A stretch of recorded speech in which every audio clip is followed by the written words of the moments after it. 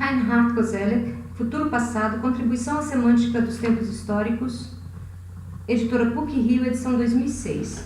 Parte 3, sobre a Semântica Histórica da Experiência, capítulo 13. Modernidade. Sobre a semântica dos conceitos de movimento na modernidade. Páginas 267 a 303.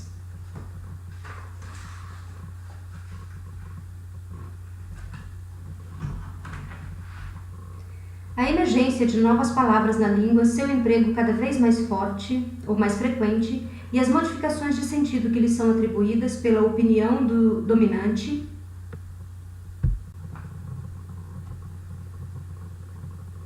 em uma palavra, aquilo que se poderia caracterizar como sendo a linguagem da moda, são um importante ponteiro no relógio do tempo, que não deve ser negligenciado por aqueles que, partindo de fenômenos aparentemente insignificantes, procuram tirar conclusões sobre as mudanças no conteúdo da vida. William Schuss, 1841.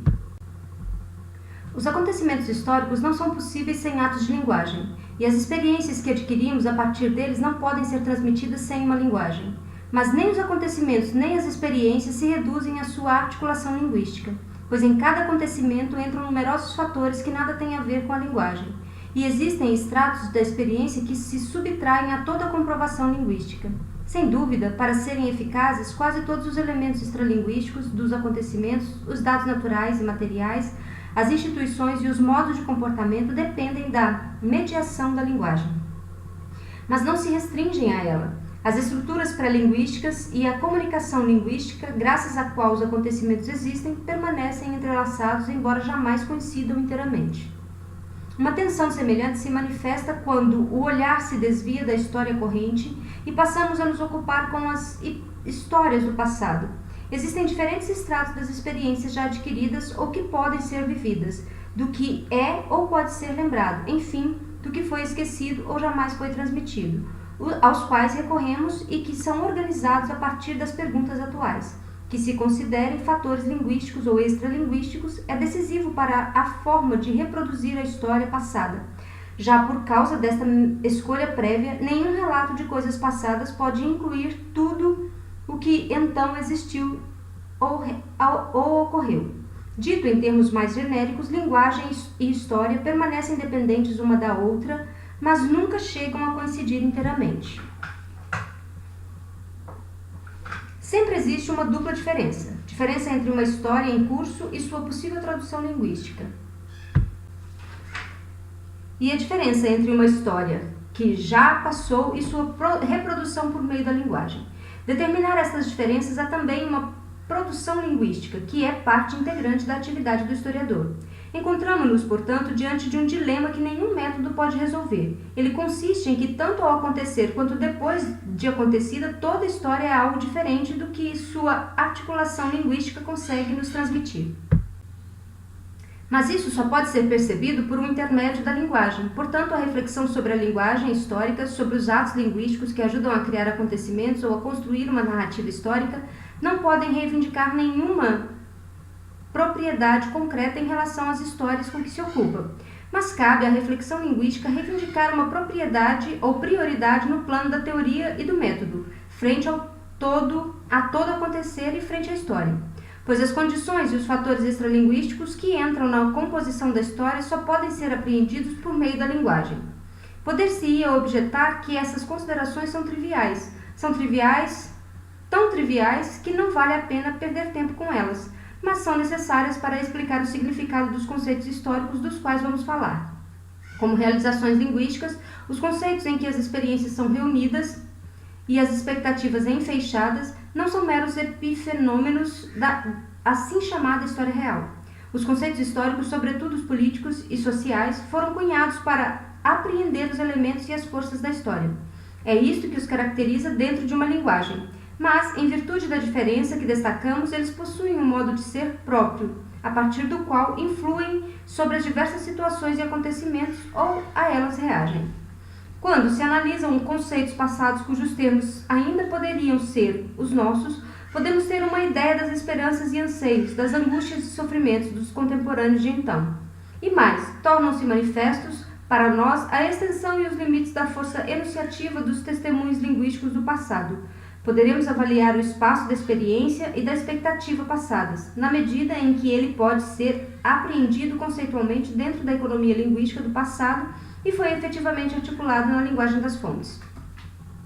As considerações a seguir sobre a análise semântica dos conceitos e o movimento típico dos tempos modernos se estruturam em 3 etapas. Em primeiro lugar, nos interrogaremos se o conceito de tempos modernos nos oferece algo mais do que simplesmente uma maneira formal de distinguir entre um período histórico e os períodos anteriores.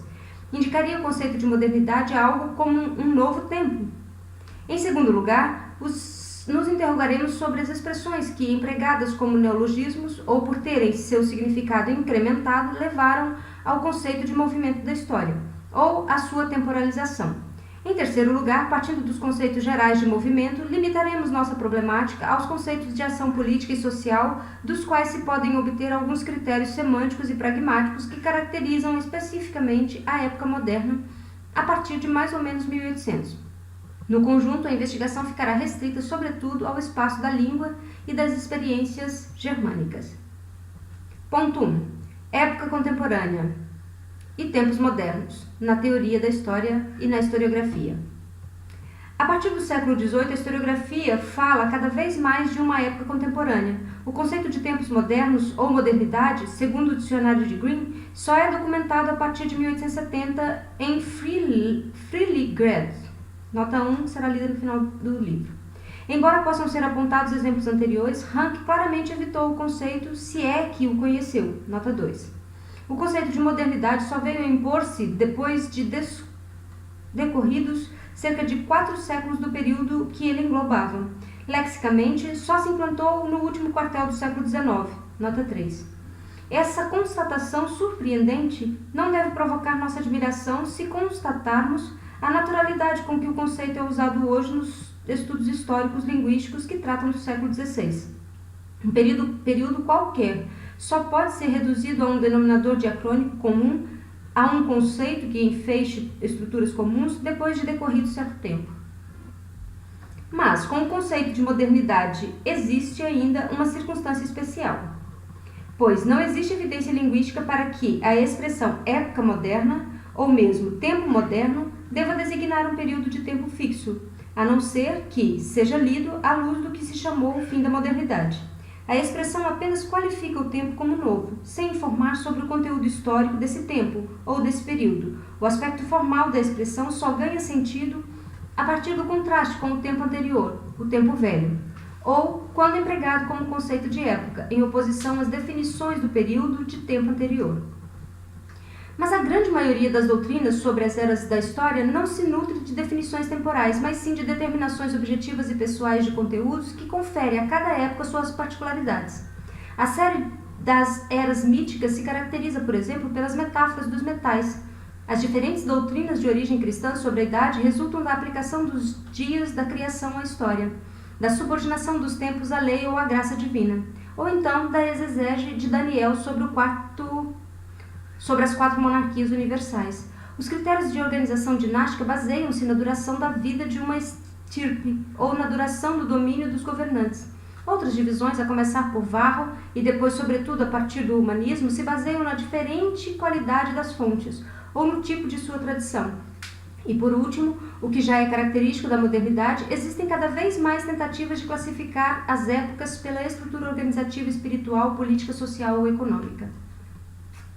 Certamente ninguém há de utilizar a tríade Antiguidade, Idade Média, Modernidade, ainda hoje de uso corrente, sem que a ela associe determinações de conteúdo que caracterizam esses períodos de maneiras diferentes. Mas em si, a divisão triádica já representa um grau de abstração relativamente elevado. Ela renuncia a explicações de conteúdo. Sua característica mais destacada é a simples definição da profundidade temporal, o que constitui seu caráter formal e elástico, fazendo com que possa ser datada e interpretada de diferentes maneiras. É o que atestam as inúmeras tentativas de organização ao longo de muitos séculos. Também chama a atenção que na língua alemã a palavra tempo só é utilizada como determinação formal genérica para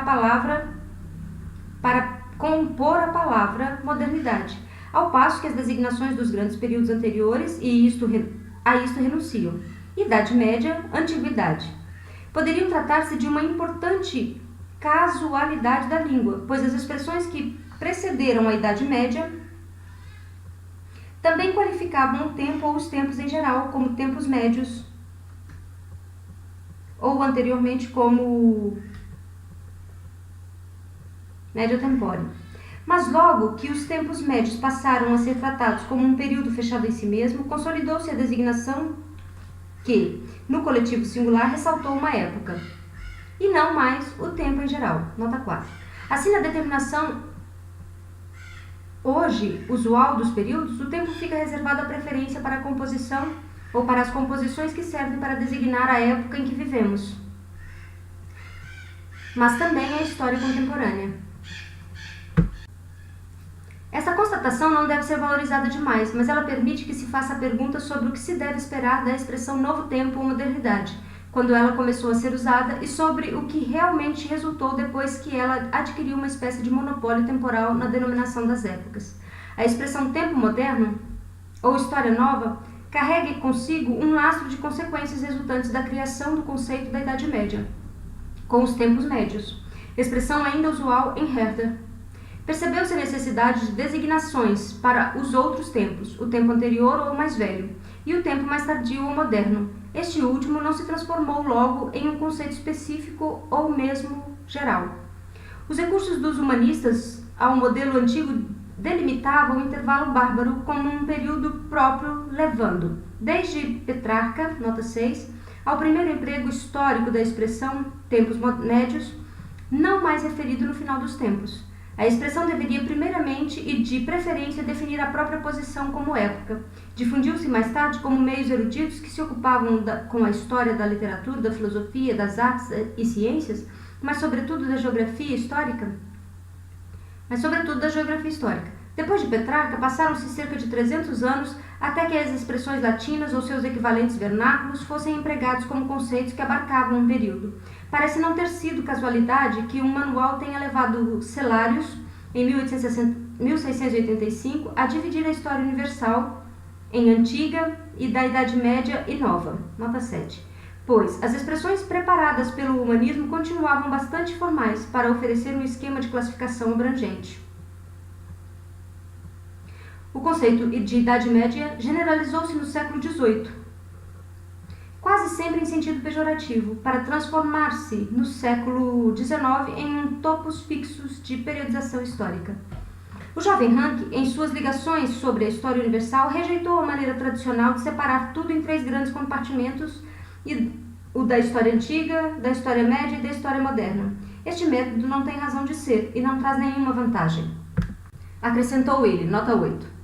Porém, nunca renunciou a utilizar essas denominações e a preenchê-las com intuição. Impossível se compreender a gênese do conceito de um novo tempo ou de uma nova história sem que nos ocupemos brevemente com as 2 expressões que descrevem aquele ponto de articulação que une os tempos médios e os tempos modernos. Os 2 conceitos de ligação com os tempos médios, Renascimento e Reforma, hoje usuais, eram de início expressões muito concretas e só aos poucos foram ocupando seu lugar em uma sequência diacrônica.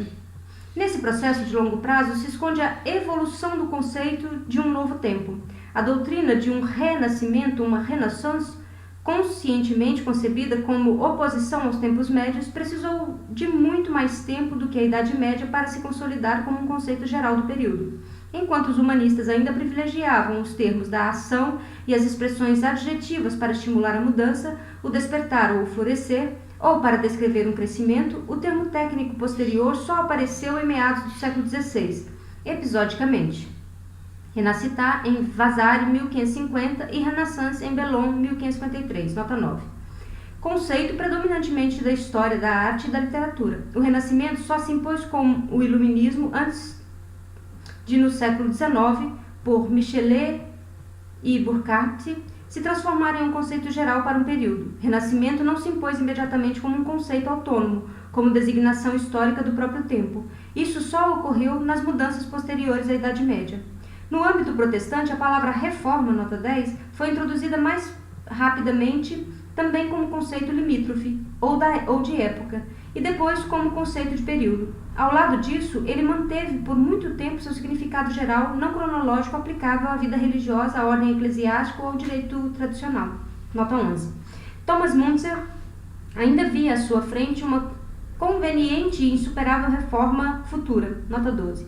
Ao passo que Lutero e Melanchthon só empregavam esta expressão com reservas e a contragosto. Nota 13. Mais tarde, a historiografia eclesiástica protestante singularizou a expressão como um conceito único para uma época, aplicando-o apenas às reformas de Lutero e a seus companheiros. Quanto ao conteúdo, a reforma se preferia à mensagem da Sagrada Escritura, ou se referia à mensagem da Sagrada Escritura, que teria sido restaurada em sua pureza, sem que só por isso se tivesse iniciado uma nova época histórica. Em toda parte, o corte de época da reforma inaugurou apenas o último período cristão, como Zedler definiu o último conceito de tempo, da reforma de Lutero até os nossos dias e depois, antes que o mundo acabe, nota 14. Em um sentido universal, também Celarius, em 1696, faz a História Nova começar com a reforma da Igreja. Mas a partir da segunda metade do século XVII, também a reforma já pôde ser considerada como um período fechado. Por exemplo, quando William Cave fala do Saeculum Reformationis, ou século da reforma, nota 15. Aumentando a distância, a história passa a atrair mais os olhares no sentido religioso. A tarefa da reforma precisaria ser complementada. Spener, a esta realização, culminaria de forma salvífica, Dengel. Também deveriam ser tiradas das consequências seculares, sociais e políticas do processo único da reforma passada, como em Moschen, Sandler, Strock e Heeren. A reforma transformou-se em porta de passagem para a nova história. Putter inventou a expressão canônica contra a reforma, inicialmente no plural, a qual, singularizada por Eicke, Horn e Ranke, foi então inserida como um período próprio posterior à reforma. Nota 16. Com isto, pode-se considerar concluída a historização da expressão como conceito de período, com a História Alemã no período da Reforma, escrita entre 1839 e 1847. Ela consolidou seu lugar na história universal. Portanto, a obrigação surgida depois que se formou o conceito de Idade Média de ter que designar um novo tempo não foi superado pelas expressões Renascimento e Reforma. O lento processo que levou o Renascimento a liberar-se da metáfora de volta a nascer para chegar a um conceito de período só se completa nos séculos XVIII e XIX. A reforma como época limite, no sentido de uma restauração dos tempos cristãos primitivos, é usual no século XVI. A partir do século XVII se dá por encerrado o período que ela inaugura, de modo que nos tempos subsequentes o conceito tanto pode ser considerado como uma época quanto diacronicamente como uma divisão da história universal. Mas como se relaciona a expressão novo tempo com o par de conceitos opostos e desiguais Idade Média, Renascimento, Reforma? A questão de saber se os tempos intermediários ou intermédios engendram, por negação, um novo tempo, foi levantada pelos pensadores e artistas do Renascimento e pelos fiéis da Reforma. Mas o novo tempo não parece neles conceito integrante da teoria da história. Nota 17. A descoberta de um novo tempo é, pelo contrário, um processo de longo prazo que se estende pelos séculos seguintes e cujos traços se tornam claros com a progressiva consolidação da Idade Média depois de Renascimento e, finalmente, de Reforma, como conceitos que descrevem períodos. Para podermos chegar à experiência de um novo tempo, vamos recorrer a uma distinção semântica que já está presente na expressão tempo moderno. Esta expressão pode significar ou a simples constatação de que o agora é novo, de que o tempo atual se opõe ao tempo passado, seja qual for a profundidade desse passado. Neste sentido, se forjou a expressão modernos, que desde então não perdeu o significado de atual. Nota 18. Por outro lado, o novo tempo pode indicar uma reivindicação qualitativa e de ser novo no sentido de inteiramente diferente ou até mesmo melhor do que o tempo anterior. Então, um novo tempo indica novas experiências que jamais haviam sido experimentadas dessa maneira, ganhando uma dimensão que confere ao novo um caráter de época. Por último, o tempo moderno também pode ter significado derivado dos significados possíveis que o precederam, que retrospectivamente é entendido como novo frente à Idade Média. As duas primeiras possibilidades estão situadas em um uso linguístico pré-científico e pode-se dizer que, grosso modo, na primeira delas, de início, não predomina um significado de época, e que na segunda o significado específico de época só se impõe conscientemente na era do Iluminismo, mas que conscientemente na era do Iluminismo, sem, no entanto, eliminar o primeiro significado. A introdução de um novo tempo como denominação do período está contida em ambos os usos linguísticos, seja por resumir historicamente como tempo moderno após um intervalo, uma série de tempos atuais, seja por esta composição visar de maneira enfática algo inteiramente novo, que jamais existiu. Vamos esboçar rapidamente esses dois casos. Constitui-se uma experiência cotidiana o fato de o tempo objetivo, fluir continuamente ou que subjetivamente o amanhã se transforme no ontem passando pelo hoje. Foi dentro de um conceito de tempo como este que os anais e as crônicas fixaram e escreveram os acontecimentos que se sucederam na história. E foi uma característica da historiografia antiga e medieval que a maioria das histórias fossem redigidas no decurso do tempo, a partir dos inícios. Início do mundo, de uma cidade, de um convento, de uma guerra, de uma tribo, etc. A história do presente cabia em tudo isso uma preeminência metodológica, no sentido de que lhe era possível recorrer às testemunhas, ou melhor ainda, aos próprios atores. Nota 19. As declarações de políticos, embora pudessem ser postas em dúvidas, gozavam de referência ou de preferência metodológica, e os testemunhos da revelação possuem uma autoridade incontestável. Para além de todas as premissas filosóficas, teológicas, figurativas ou tipológicas, ou morais que conferiam às histórias, sua singularidade, esta espécie de história do presente, fazia parte das condições mínimas de toda a história. A periodização interna própria do conteúdo desse espaço de experiência que se move de uma ocorrência para outra se reproduzia quase que por si mesma, por incluir de dia para dia, de século para século, novos acontecimentos que mereciam ser narrados e que precisavam ser cada vez mais bem organizados. A maneira de denominar os tempos que se viam ou que se viviam englobava então por si mesma algo novo, sem que esse novo se tivesse que atribuir o caráter de uma época, seja por as histórias se repetirem estruturalmente, seja porque antes do fim do mundo nada poderia acontecer de fundamentalmente novo. Assim, os historiadores medievais, como demonstrou Melville, se entendiam como sucessores e exigiam de seus seguidores, por exemplo, que acrescentassem o que na sucessão dos tempos acontecesse de novo até o fim do mundo. Nota 9. Landulf, de Columna, propôs-se por volta de 1320 a resumir as histórias desde a criação do primeiro homem até os tempos modernos. Nota 21. O moderno, o que no próprio tempo em que se vive é novo, aparece na caracterização de presente sem acrescentar a esse presente uma qualificação. Assim, uma história podia ser escrita até o tempo do escritor, tanto no século XI quanto no século XVII, quando Austed organiza os tempos de todos os acontecimentos passados até a época daquele que escreve. No âmbito de uma tal historiografia aditiva, as periodizações não remetem à novidade do tempo em que o escritor se encontra. Austed classificou as histórias de objetos homogêneos em idades, que se distinguiam umas das outras, mas desembocavam todas no presente. O último período da Igreja, por exemplo, estendia-se de 1519, Carlos V, ad nostrum aetatem, até a nossa idade. Já a história geral, como história heterogênea, foi por ele organizada nos 6 intervalos tradicionais, o último dos quais começava com César e chegava também ad nostrum usque aetatem, até a nossa idade. Nota 22. O tempo, como determinação formal universal dos possíveis acontecimentos, permanecia neutro diante dos impulsos das épocas ou dos períodos historiográficos. Toda a história é uma crônica, porque acontece no tempo, disse Austed.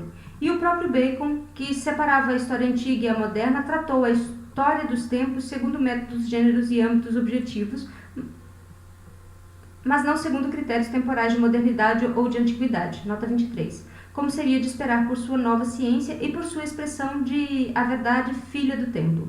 Possivelmente foi Baudin quem encontrou a fórmula mais concisa para expressar o progresso contínuo dos acontecimentos históricos no tempo. Enquanto os impérios envelhecem, a história permanece eternamente jovem. Nota 24. A historiografia aditiva de acontecimento em acontecimento registra o que aparece como novo, corresponde de certa forma a uma experiência estática do tempo. O caráter de exemplaridade que escapa ao tempo, que desde o humanismo foi atribuído a todas as histórias, contribui de maneira especial para que não se buscasse nem se elaborasse nada de especificamente novo no tempo em que se vive. O mundo continua mundo, por isso também os conflitos no mundo continuam mesmo que as pessoas morram. Constatava Melanchthon, baseando-se em Tucídides, com um aceno bem luterano. Nota 25.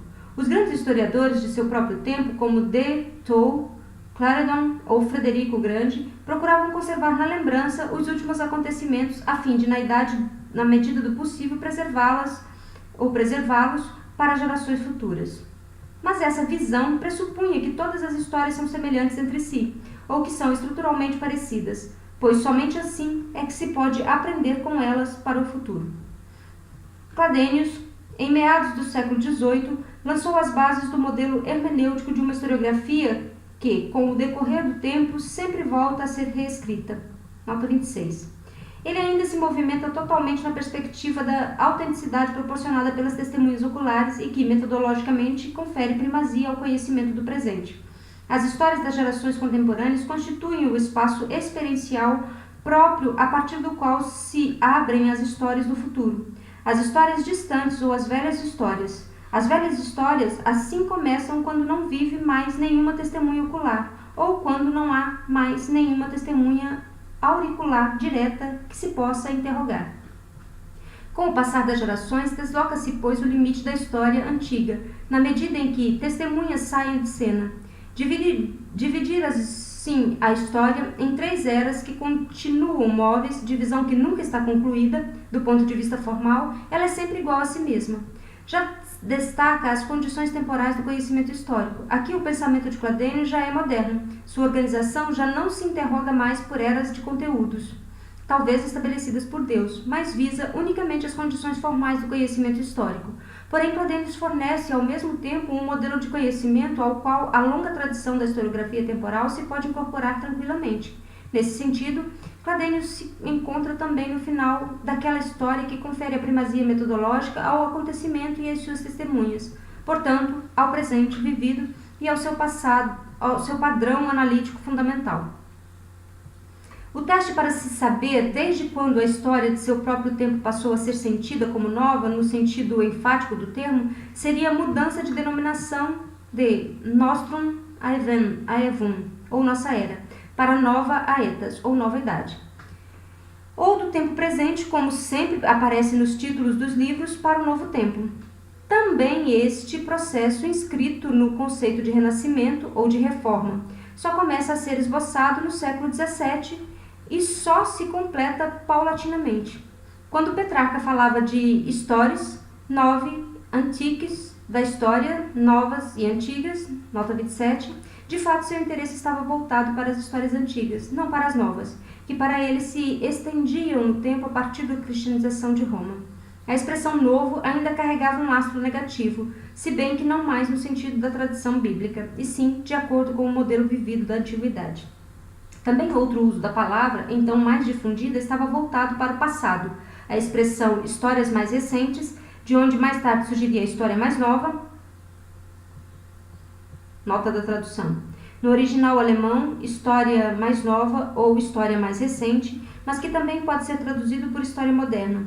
O autor faz um jogo de palavras nas linhas seguintes, aproveitando o adjetivo comparativo neuer, ou mais novo, ou mais recente. Este comparativo não se referia a uma história nova, nota 28, mas sim a história média ou antiga, como quando, em 1469, Andreas Deibus elogiava Nicolau de Cusa. Conservava todas as histórias, não apenas as antigas, mas as do tempo médio, tanto as velhas quanto as mais recentes, até os nossos tempos. Nota 29. O que se considera aqui não é a oposição à Idade Média. O comparativo recentio é uma mera determinação relacional, que só se distingue o antes e o depois no passado. Este sentido relacional estava muito difundido no uso linguístico de então e permanece também na expressão posterior, história mais nova. Para considerar o próprio tempo como radicalmente novo em oposição à história passada e por isso antiga, precisava-se de uma atitude diferente não apenas em relação ao passado, mas muito mais ainda, em relação ao futuro. Enquanto se acreditasse que nos encontrávamos na última era, o realmente novo do tempo não poderia ser senão o último dia, que poria um fim a todo o tempo anterior.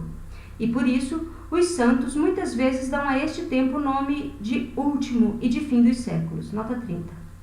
Só depois que as expectativas cristãs do fim deixaram de ser uma contínua presença, é que pôde ser descoberto um tempo que se transformou em ilimitado e se abriu para o novo. Até então, o que importava era saber se o fim do mundo ocorreria mais cedo do que era previsto ou esperado, mas aos poucos os cálculos foram adiando o último dia para cada vez mais longe, até que a discussão sobre esse tema foi abandonada. Esse giro para o futuro só se realizou depois que as guerras civis religiosas, com a decadência da Igreja no início, pareciam anunciar o fim do mundo, consumiram as expectativas cristãs. O avanço das ciências, que prometiam e anunciavam sempre mais descobertas no futuro, assim como a descoberta do novo mundo e de seus povos, repercutiram de início lentamente, ajudando a criar a consciência de uma história universal, que como um todo estaria entrando em um novo tempo. Nota 31. Do ponto de vista da história linguística, chama a atenção que o primeiro conceito a receber o epíteto de moderno foi a história, ou história como tal, depois a história em si, e por último o próprio tempo. Isto indica uma mudança da experiência que se torna cada vez mais objeto de reflexão. Por exemplo, Lipsius, em 1601, nota 32, falou da história nova de uma forma ainda não específica, como última época da história romana, na Antiguidade. Ornius, em 1666, usou alternativamente história nova e recêncio, ou mais recente, fazendo-a, como Petrarca, começar com a queda de Roma. Voécio faz uma nova etas, ou uma nova idade, começar em 1517, mas só em uma classificação bibliográfica sem aplicá-la à história universal. A abertura retrospectiva para o conceito de período em Celários realizou-se de maneira ao mesmo tempo ocasional e bem-sucedida. Desde então, a história nova passa com sempre maior frequência a se iniciar com as mudanças e descobertas por volta de 1500. Nota 33. Mas pode-se ver como era fraca a ênfase atribuída à Renascença, ou à nascente expressão linguística história nova, examinando os termos tradicionalmente empregados na tradução de Stiller em 1691, portanto contemporâneo de Celários, para descrever as histórias do próprio tempo em contínua mutação. Exemplo recente de nosso tempo, de nossa era, deste século, conhecimento das coisas presentes. Termos com os quais se descreviam tradicionalmente as histórias sempre em movimento de cada tempo específico. Nota 34. Mesmo o dicionário de Zedler, que registra o termo novo tempo, permanece no âmbito dessa interpretação tradicional, tempo mais novo, quando com este termo se entende o mesmo que tempo atual ou presente. Nota 35. Adelung, para ficarmos no terreno dos dicionários, não registra nenhuma conexão de tempo com novo ou mais novo. Nota 36. Só Camp volta a registrar em 1811 o novo tempo, o tempo presente, ou o que nos é próximo, tempo antigo e tempo novo, portanto em sentido histórico, mas sem qualquer interpretação como época. Nota 37. Camp esteve muito perto de chegar a um conceito enfático para o novo tempo, como modernidade, como atestam as palavras recém-criadas com este objetivo e que por ele são registradas, o novo mundo, que não significa somente a América, mas designa também como um todo os homens que vivem agora, de modo que se pode falar da indústria do novo mundo. Nota 38. Ou do mundo de agora, em oposição ao mundo anterior. Nota 39. Ou ainda a expressão Neuratum, para designar o tempo moderno, em oposição ao tempo antigo. A inovação, ou melhor, a novidade, porque se referia ao grau mais elevado, de formação atingido até agora. Nota 40. O conceito de tempo moderno já se delineia, mas não está ainda bem definido, e o novo tempo ainda continua fixado na tradição historiográfica. Essa constatação lexicológica mostra que, pelo menos por volta de 1800, o tempo moderno não havia adquirido ainda um papel importante na linguagem usual dos intelectuais, que a transcrição linguística do tempo em que se vivia para o novo tempo não envolvia ainda um alargamento de significados, sobretudo os comparativos história mais nova ou tempos mais recentes, que se tornaram usuais, continuam estreitamente relacionados com o passado. O novo tempo, como conceito da experiência histórica a que se agregam sempre novas expectativas quanto ao futuro, ainda é pouco difundido na historiografia e na teoria da história do século XVIII. É certo que no século XVIII o novo tempo foi introduzido como um conceito de periodização em oposição à Idade Média. Enquanto isso, passou a ser natural, como em Celários, considerar o tempo em torno de 1500 como o limiar de uma época que conferiu ao novo tempo subsequente sua relativa unidade. Para Gatteher, que organizou a história universal em 4 eras, era inegável que a última era engloba o novo tempo da descoberta da América em 1492 e se estende até os nossos tempos. Nota 41. Por conseguinte, não era tanto o tempo em que se vivia que era definido como especificamente novo, mas sim toda uma época como denominação coletiva envolvendo cerca de 3 séculos. A tríade, a Antiguidade, Idade Média e Idade Moderna, no entanto, não se impôs universalmente no século XVIII, nem mesmo em Gatteher. Só o limiar da época em torno de 1500 chegou a ser introduzido, aparecendo aqui e ali. Johannes von Müller intitula assim 2 de seus 24 livros de histórias universais, como pouco a pouco se foi preparando a transição do tempo médio para a nova configuração das coisas, 1273 a 1452. E das revoluções que provocavam de maneira particular a nova ordem das coisas, 1453 a 1517, nota 42. Coster, em 1787, garantia que desde então quase toda a Europa ganhou uma configuração totalmente diferente e quase apareceu nesta parte do mundo uma nova raça de homens, nota 43. Portanto, no século XVIII, vigorou a consciência de que há 3 séculos já se via em um novo tempo que não sem ênfase se distingue dos anteriores como um novo período. Um caso exemplar dessa consciência histórica é a introdução da expressão histórica contemporânea, que já implica uma história moderna. Assim, Bush, em 1775, antes da Revolução Francesa, organizou a história segundo tempo, uma história antiga, média e até nova, até os nossos tempos, em cujo período ainda podemos distinguir a história contemporânea, compreendendo o tempo da última geração ou deste século, nota 44. A nova história não mais se referia apenas à história média ou antiga. Ela ganhava uma independência temporal que veio a provocar diferenciações posteriores. É verdade que um tempo contemporâneo, distinto do novo tempo, ainda podia ser encontrado. Então, cada última geração ou século não seria outra coisa senão a comunidade das gerações que vivem ao mesmo tempo, como a descreveu Cadênios em sua hermenêutica histórica. Mas o tempo contemporâneo logo se impôs ao contrário do novo tempo, o que atesta a atualidade de sua ênfase.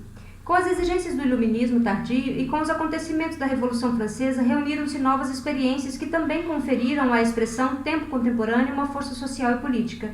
A expressão foi aceita muito mais rapidamente do que o fora antes do tempo moderno.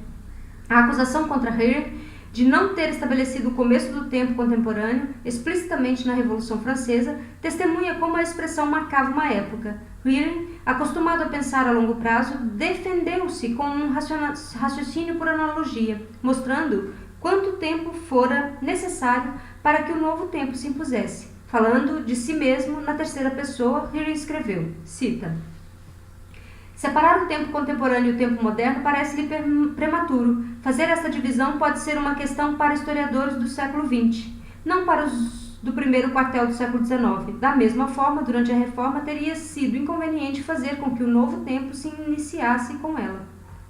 Nota 45, fim da citação. Um aspecto moderno do argumento de Heer consistiu em considerar a história da recepção futura, mas a exigência de que decorresse um tempo mínimo antes de adotar o conceito significou uma renúncia à ênfase na própria época. A história contemporânea só deveria entrar em vigor como conceito de período a longo prazo, em analogia com a história medieval ou moderna. A objeção histórica de Heering não conseguiu impor-se. Ranke, enquanto ensinou, sempre de novo referia-se à história dos tempos mais recentes, ou história contemporânea, que dependendo da temática, ele fazia começar com o velho Frederico, ou com a Revolução Francesa ou a Americana. Só quando falava da história que lhe era contemporânea é que ele se desviava do uso linguístico tradicional, chamando-a de história do nosso tempo. Nota 46. O tempo contemporâneo distinguiu-se, pois, por designar muito rapidamente o limiar de uma nova época, que, de acordo com as consciências dos participantes, teria sido inaugurada antes de tudo com a Revolução Francesa. O significado cronologicamente aditivo, em que de início se poderia ter pensado no sentido de uma história contemporânea a ser escrita, foi relegado para segundo plano, o que não se conseguira com o conceito de novo tempo. Conseguiu-se, com o tempo contemporâneo, criar um conceito de época que inaugurava um novo período, não sendo apenas o registro de uma visão retrospectiva. Do ponto de vista da historiografia, o novo tempo só se impôs muito lentamente depois da história nova e a longo prazo, de qualquer modo, só a posteriori. Mas o novo tempo que faz ressurgir, ou surgir de si, um tempo contemporâneo, ganhou qualidades históricas, que o levaram agora a ultrapassar o esquema tradicional das crônicas que se somavam. Essa distinção entre o novo tempo ou tempo moderno e tempo contemporâneo entrava agora em fase de crescente reflexão sobre o tempo histórico. A rápida adoção do conceito de tempo contemporâneo tem que ser interpretada como um indicador da aceleração da mudança da experiência histórica e da rapidez de sua elaboração pela consciência. Para exprimir de maneira enfática suas próprias experiências como verdadeiramente novas, havia muitas outras expressões à disposição, expressões que conseguiram se impor nos decênios em torno de 1800, ou às quais estavam associadas novos sentidos, revolução, progresso, desenvolvimento, crise, espírito do tempo, expressões que continham indicações temporais que antes nunca haviam existido dessa maneira. Só com certas restrições, o emprego historiográfico de tempo moderno serve para caracterizar a experiência de um tempo especificamente novo. Assim, em um segundo passo, nós só nos interrogaremos sobre outros conceitos e sobre as reflexões temporais que neles se incorporaram. O tempo moderno se faz anunciar em muitos contextos e em um sem número de passagens. Ponto 2. Critérios históricos da temporalização. Desde a segunda metade do século XVIII, se acumulam indícios que apontam enfaticamente para o conceito de um novo tempo. O tempo passa a ser não apenas a forma em que todas as histórias se desenrolam. Ele próprio adquire uma qualidade histórica.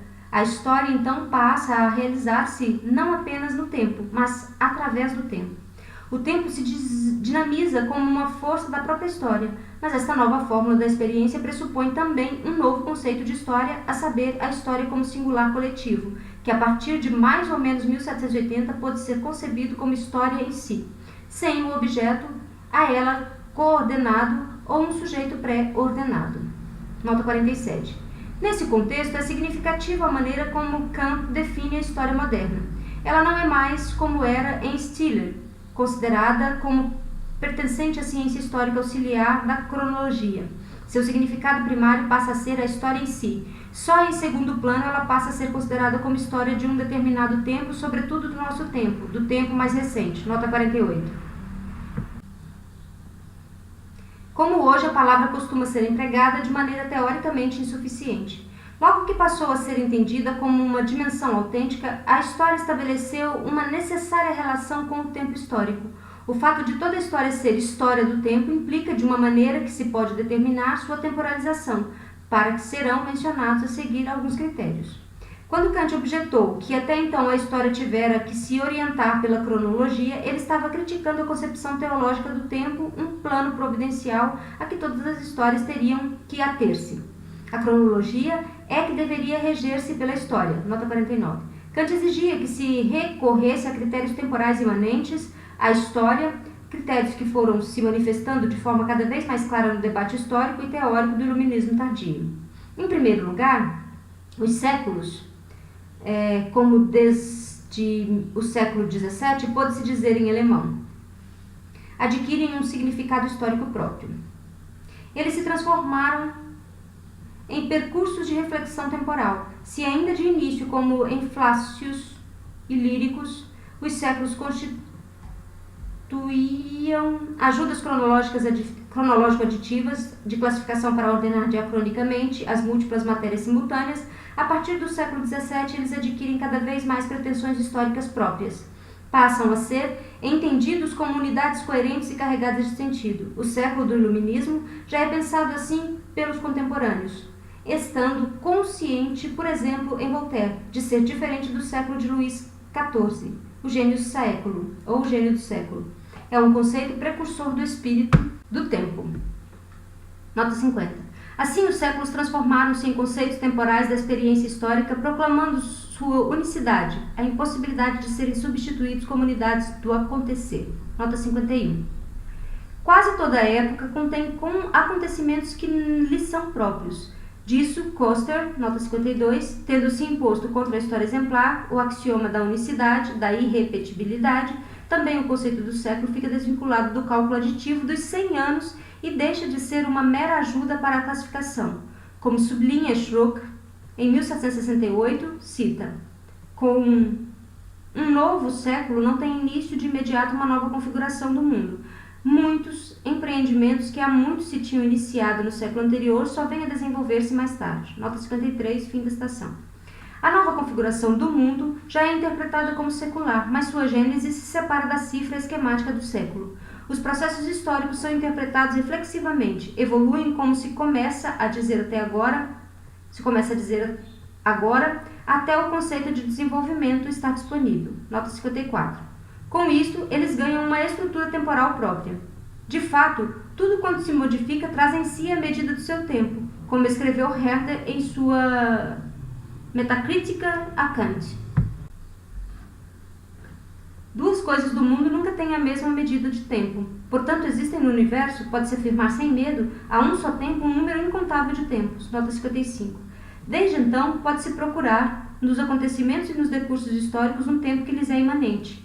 O momento único, um lapso de tempo específico com duração diferente. Em segundo lugar, o teorema nascido da experiência da anacronia da história, ou das histórias diferentes, mas cronologicamente simultâneas, comprova até que ponto o tempo interno das diversas histórias individuais veio a organizar toda a história. Nota 56. Com o descobrimento do globo terrestre, apareceram muitos graus distintivos de civilização vivendo em um espaço contíguo, sendo ordenados diacronicamente por uma comparação sincrônica. Olhando-se para a América selvagem a partir da Europa civilizada, olhava-se também para trás, o que para Bacon demonstrava que o homem era um Deus para o homem, não só pelo auxílio e benefício, mas também pelos estados de comparação. Nota 57. As comparações ordenaram a história do mundo, que passava a fazer parte da experiência, interpretada como um progresso para objetivos cada vez mais avançados. O impulso constante para a comparação progressiva proveio da observação de que os povos, estados, continentes, ciências, corporações ou classes estavam adiantados uns em relação aos outros, de modo que, por fim, desde o século XVIII, pôde ser formulado o postulado da aceleração ou, por parte dos que haviam ficado para trás, o do alcançar ou ultrapassar. Esta experiência básica do progresso, que pode ser concebida por volta de 1800, tem raízes no conhecimento do anacrônico, que ocorre em um tempo cronologicamente idêntico. Desde o século XVII, as diferenças em relação à melhor organização ou à situação do desenvolvimento científico, técnico ou econômico passam a ser organizadas cada vez mais pela experiência histórica. A partir daí, toda a história adquiriu uma estrutura temporal própria. Petrarca ainda manifestou o desejo subjetivo de ter nascido em uma época diferente, pois foi, e talvez haja de ser, uma época mais feliz. Nota 58. No início da modernidade, tais desejos foram pouco a pouco se transformando em declarações históricas objetivas que classificavam imanentemente o transcurso do tempo, e nem todos encontraram em seu século o tempo que deveriam ter vivido. Observe em 1749 o dicionário de Zedler, no contexto protestante do norte da Alemanha. Pela providência divina, por exemplo, teve de acontecer que Martinho Lutero fosse um homem do seu tempo. O mesmo não se deu com Johannes Huss, que tinha ou que teria merecido um século melhor. Nota 59. D'Alembert e Diderot concebem a totalidade da história dentro dos aspectos de seus ritmos temporais imanentes, interrogam-se pela condição ou pelas condições únicas dos fenômenos históricos, sobretudo das ciências e das possíveis concepções das ideias. Enfatizam a existência de homens importantes que se adiantaram ao seu tempo, para conseguir realizar seus projetos. O atraso das massas não esclarecidas se converte no tema da educação, de tal forma que o próprio empreendimento da enciclopédia é concebido dentro da consciência de uma situação histórica única. Eles sabem que o tempo disponível é curto para organizar todas as capacidades técnicas e todo o saber necessário para o agir futuro, mesmo em caso de catástrofe. Nota 60. Assim, a história organiza-se segundo critérios imanentes, antropologicamente fundamentados, do antes e do depois. Para o passado, esses critérios já não podem ser modificados, mas a consideração histórica evoca também um cedo demais, ou um tarde demais, para influenciar o futuro, acelerando o esclarecimento. A enciclopédia ou os enciclopedistas trabalharam, pois, com uma consciência histórica altamente sensibilizada, que desenvolveu um modelo comum para os momentos, durações e prazos. O padrão do progresso, segundo o qual toda a história pode ser interpretada universalmente. No horizonte do progresso, a simultaneidade do não simultâneo passa a ser a experiência básica de toda a história. Um axioma que no século XIX foi enriquecido pelas mudanças sociais e políticas que trouxeram este axioma para a experiência diária. Se eu negar a situação da Alemanha de 1843, segundo a contagem francesa do tempo, mal estarei no ano de 1789. A menos ainda que no coração do presente, com esta frase, menos ainda no coração do presente. Com esta frase, Marx, nota 61, expressava enfaticamente o que a história exigia desta Revolução Francesa. Explicações segundo critérios temporais colocadas sob a alternativa do progredir, ou conservar, recuperar o tempo ou torná-lo mais lento. Em terceiro lugar, relacionado com a experiência do progresso, a teoria da perspectiva histórica subjetiva, ancorada em enunciados históricos temporais, adquiriu um lugar estável no cânon da teoria do conhecimento histórico, nota 62. Nisto, Cladenus foi pioneiro na Alemanha. Quase não há um historiador alemão do iluminismo que não tenha se referido a ele, implícita ou explicitamente. Compartilham com ele a visão de que todas as representações históricas dependem das escolhas feitas pelo autor. Escolhas que não podem deixar de ser feitas, pois ele se move dentro dos limites sociais, religiosos ou políticos estabelecidos. Assim tornou-se aceitável para Thomas Abel, nota 63, que podem existir diferentes representações igualmente verdadeiras dos mesmos acontecimentos, mas não focou só nisso. Essa perspectiva teve uma dimensão não apenas espacial, mas também temporal. Gattherrer, por exemplo, parte da ideia de que a verdade histórica não permanecia sempre a mesma, nota 64. O tempo histórico era gerador da experiência e que ensinava a reconhecer o passado retroativamente sob novos ângulos. Assim, Bush constatava, em 1775, novos acontecimentos podem tornar importante para nós uma história que pouco ou nenhum interesse desperta antes, nota 65. A história pragmática não ia atrás só das causas e dos efeitos, que ela aprendeu a avaliar diversamente. Gostava sobretudo de servir-se do topos de Tácito. Pequenas causas podem produzir grandes consequências, mas a ideia foi levada adiante. Agora, a história efetiva tinha também o status de uma história. As duas convergiam no conceito da história em si. Em outras palavras, os acontecimentos perderam seu caráter histórico estável, que até então havia sido fixado nos anais. Tornou-se possível, ou mesmo necessário, que, com o correr do tempo, os mesmos processos fossem narrados e avaliados de forma diferente. Naturalmente, este procedimento já era praticado há muito tempo, sobretudo pela historiografia polêmica da Igreja. A novidade consistia em que a relatividade dos juízos históricos deixava agora de ser considerada como um inconveniente no nível do conhecimento, passando a ser o testemunho de uma verdade superior condicionada ela mesma pelo curso da história. A partir de então, um acontecimento podia mudar de identidade quando se modificasse seu status da história total, que avançava continuamente. As duas coisas, o julgamento perspectivista e a história efetiva demonstrável, adquiriram força retroativa. A história é temporalizada no sentido de que, graças ao correr do tempo, a cada hoje e com o crescente distanciamento ela se modifica também no passado, ou melhor, se revela em sua verdade. A modernidade confere ao passado, como um todo, uma qualidade de história universal. Com isso, a novidade de uma história que cada vez que se reproduz ou se produz, pensa em si mesma como nova, reivindica um direito sempre crescente sobre o conjunto da história. Torna-se evidente que a história, precisamente como história universal, precisa ser continuamente reescrita, que, de tempos em tempos, a história do mundo precisa ser reescrita. Disso não existe mais qualquer dúvida em nossos dias. Goethe resumia assim a alteração na experiência vivida e apresentava razões para essa necessidade de sempre se reescrever a história, e não por causa da descoberta de novas fontes, como seria evidente se tudo se resumisse a estratégias de pesquisa.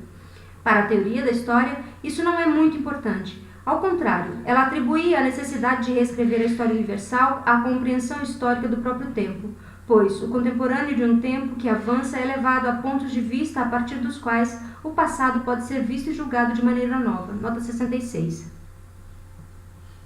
Uma vez registradas historicamente novas experiências, presumivelmente jamais feitas antes, tornou-se possível compreender também que o passado como fundamentalmente diferente. Isso levou a que o horizonte do progresso, as épocas tivessem que ser expressas em sua singularidade. O diagnóstico do novo tempo e a análise das eras passadas se correspondiam mutuamente. Essa associação de reflexão histórica e consciência do movimento em direção ao progresso permitiu destacar o período moderno em comparação com os períodos precedentes.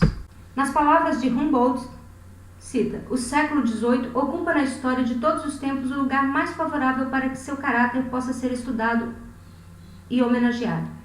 Fim da citação. Pois só com a reflexão sobre seus efeitos é que a Antiguidade e a Idade Média puderam ser entendidas agora em sua peculiaridade e diferença em relação ao nosso próprio período, que se concebe em parte como resultado de todo o tempo anterior. Por isso, do nosso ponto de vista, nós desfrutamos da grande vantagem de dispor de uma visão completa dos dois primeiros períodos, cujas verdadeiras consequências e influências só se tornam evidentes no terceiro. Nota 67. Mas não foi somente o olhar lançado sobre o passado que, com o avanço do tempo, exigiu um conhecimento sempre renovado da história como um todo.